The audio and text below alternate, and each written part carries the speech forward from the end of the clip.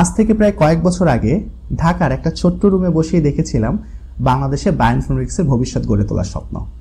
আর সেদিনই সেই স্বপ্নটি ধীরে ধীরে আজ সেই রুম থেকে 1500 স্কোয়ার ফিটের অফিসে রূপ নিয়েছে।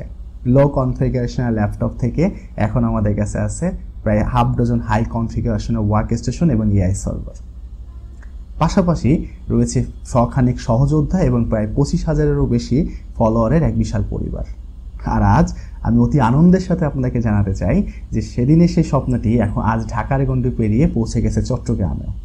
আমরা চট্টগ্রামের নতুন প্রজন্ম, গবেষক এবং মেধাবীদের জন্য শুরু করেছি ডন অফ বায়োইনফরমেটিক্স লিমিটেড বাংলাদেশের চট্টগ্রাম শাখা।